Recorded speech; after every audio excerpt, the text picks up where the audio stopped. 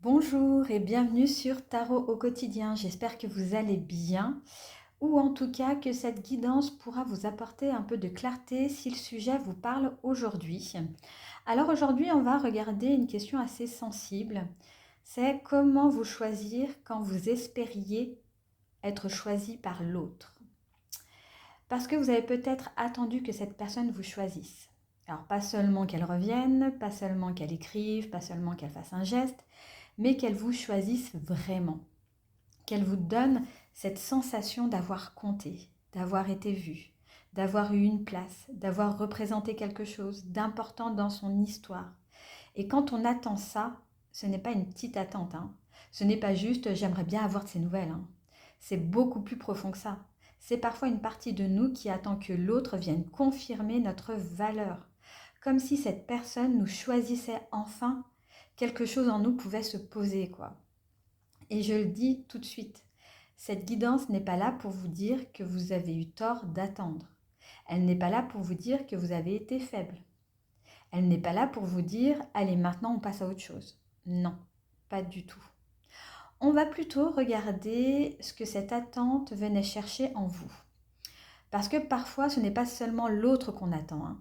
C'est une reconnaissance, une réparation, une forme de complétude, une réponse à une blessure plus ancienne. Dans ce tirage, on va regarder vraiment 5 choses, hein. D'abord, ce que vous attendiez encore de l'autre. Ensuite, la blessure que cette attente venait toucher. Puis, ce que vous avez oublié de vous donner à vous-même. Après, comment revenir à vous sans fermer votre cœur.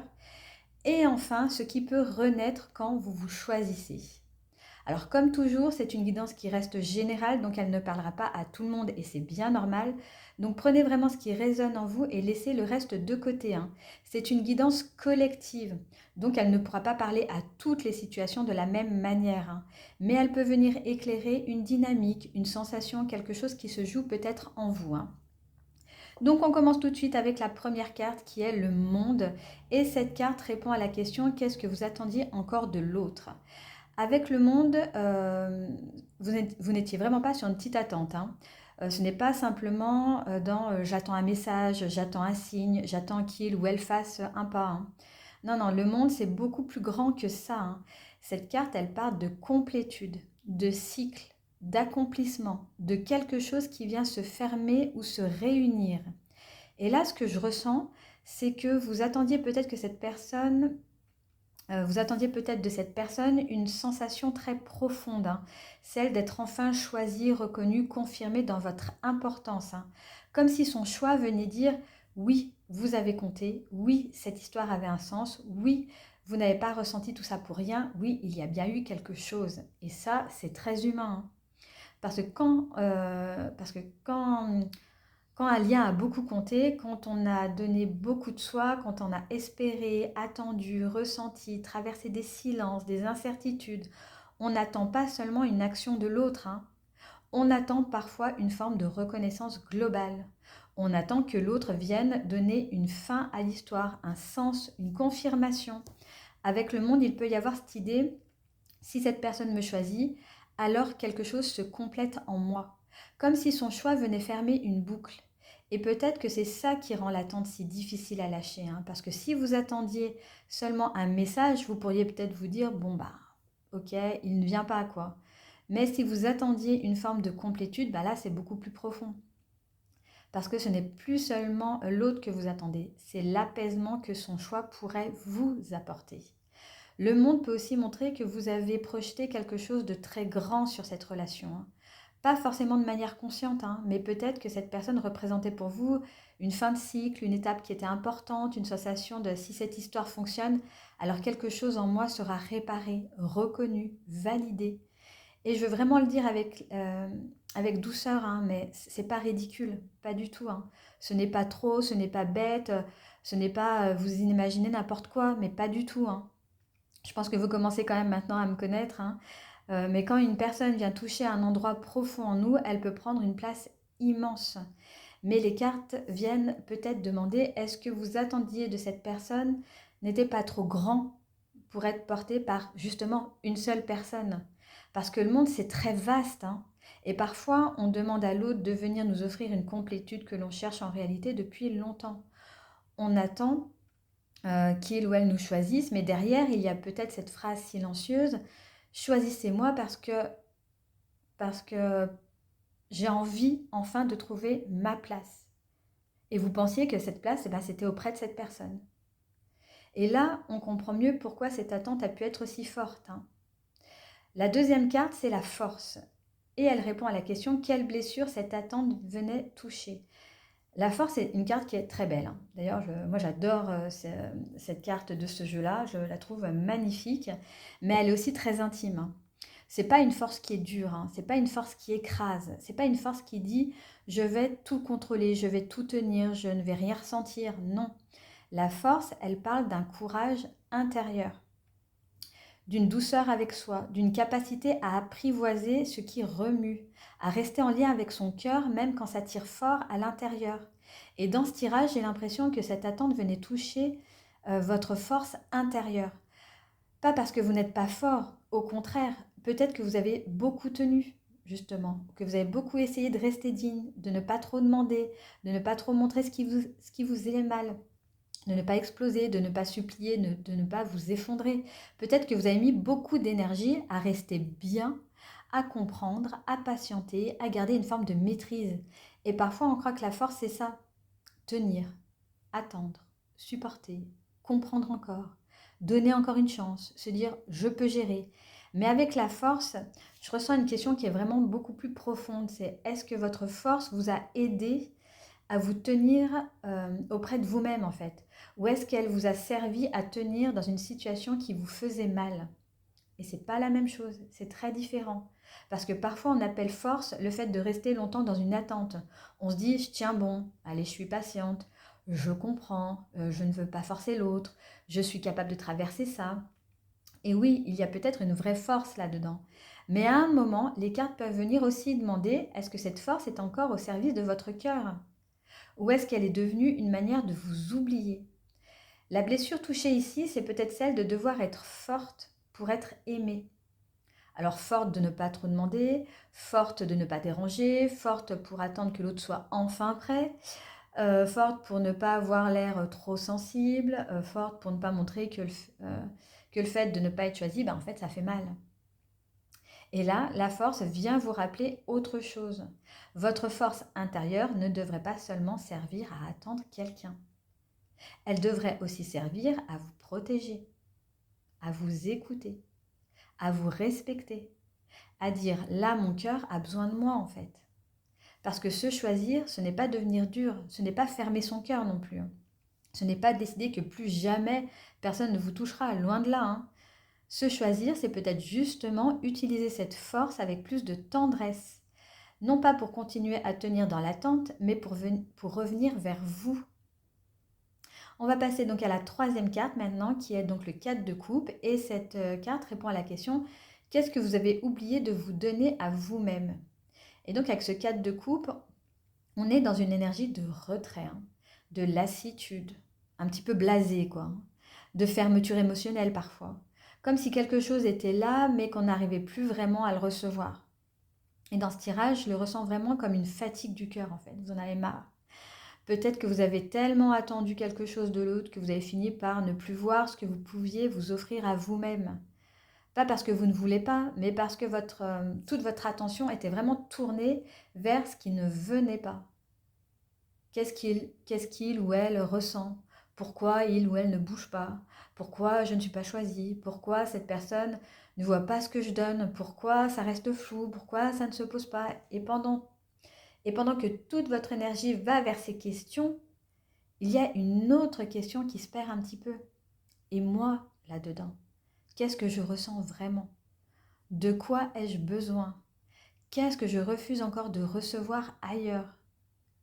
Qu'est-ce que je ne me donne plus parce que j'attends que cela vienne de cette personne? Le 4 de coupe peut dire que vous avez oublié de vous offrir de l'écoute. Mais une vraie écoute, Pas seulement analyser la relation, pas seulement chercher à comprendre l'autre ou à regarder les signes, les silences, les gestes, mais vous écoutez vous.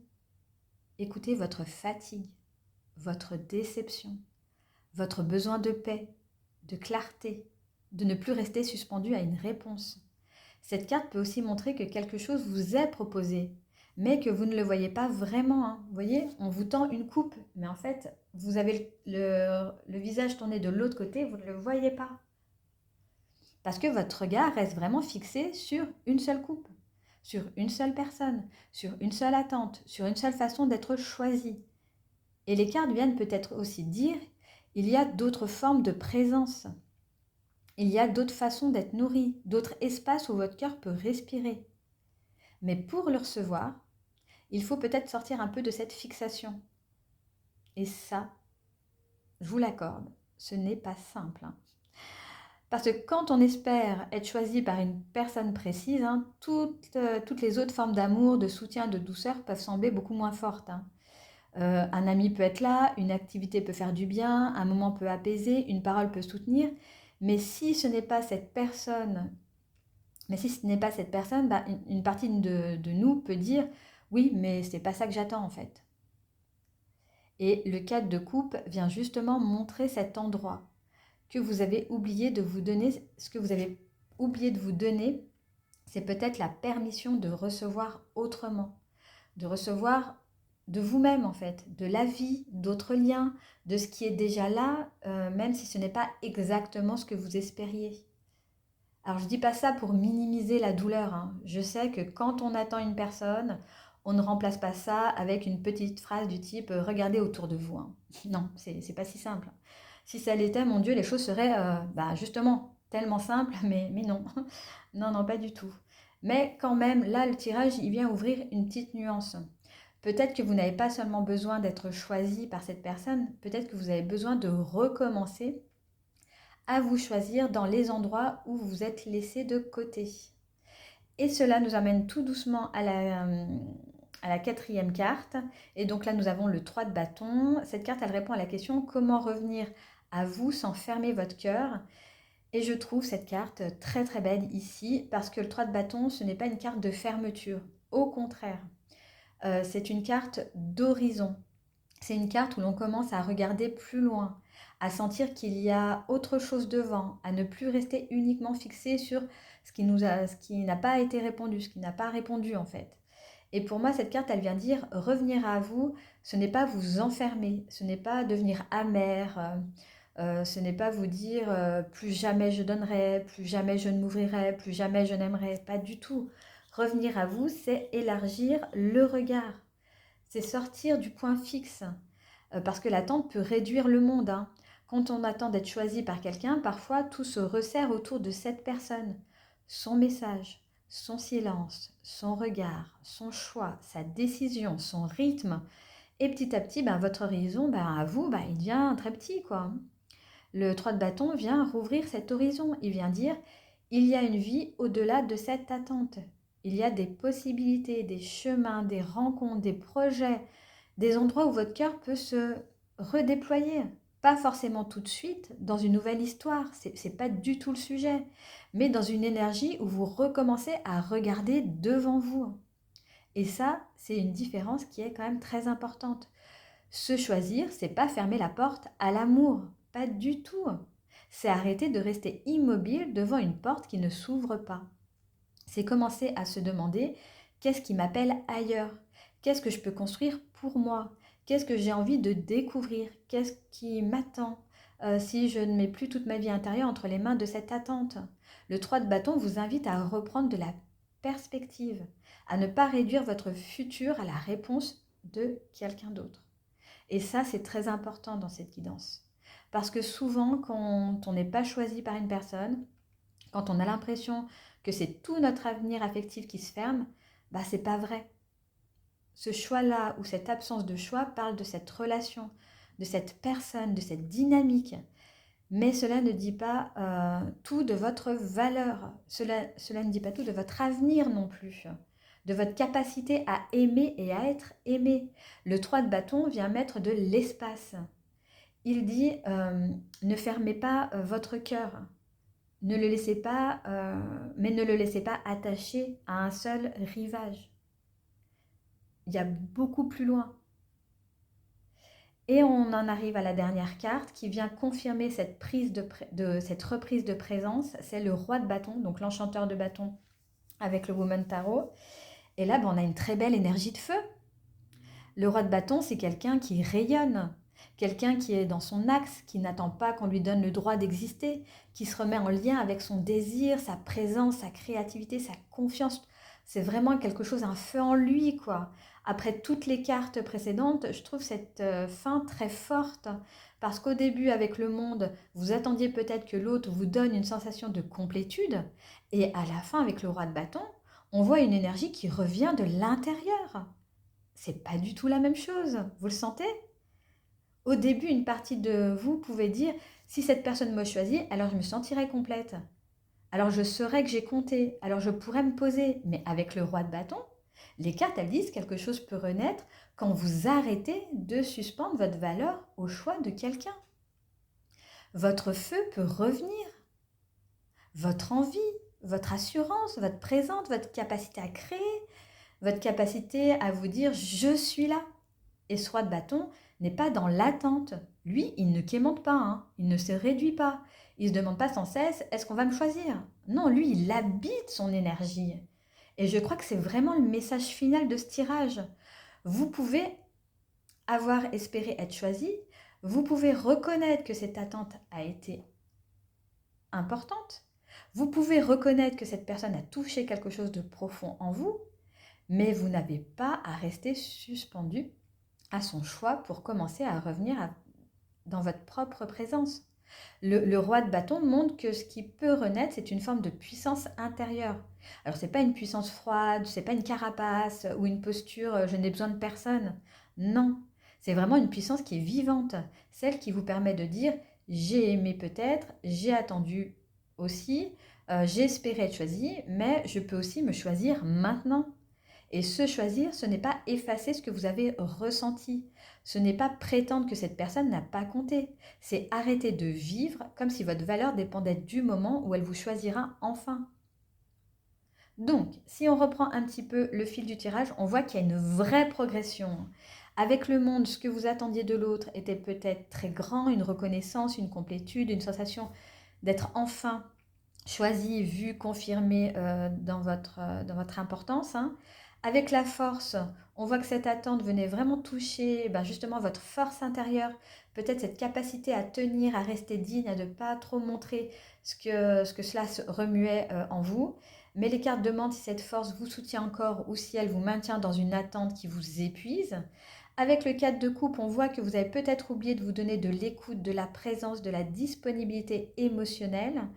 Votre attention a pu rester fixée sur ce que l'autre ne donnait pas, au point de ne plus voir ce qui pouvait déjà vous ramener à vous. Avec le 3 de bâton, les cartes vous invitent à rouvrir l'horizon, à revenir à vous sans fermer votre cœur, à ne plus rester immobile devant une seule porte. Voilà. Il faut regarder plus loin, sans vous durcir bien évidemment. Et avec le roi de bâton, ce qui peut renaître, c'est votre feu intérieur, votre présence, votre confiance, votre capacité à prendre votre place dans votre propre vie sans attendre qu'une personne vienne vous donner la permission d'exister pleinement. Hein. Donc le message de cette guidance, pour moi, elle est très simple. Vous avez peut-être attendu d'être choisi parce que ce choix aurait apaisé quelque chose de profond en vous, mais aujourd'hui, les cartes vous invitent à regarder ce que vous pouvez commencer à vous redonner. Alors, pas tout d'un coup, pas parfaitement, pas en vous forçant à aller bien, mais petit à petit.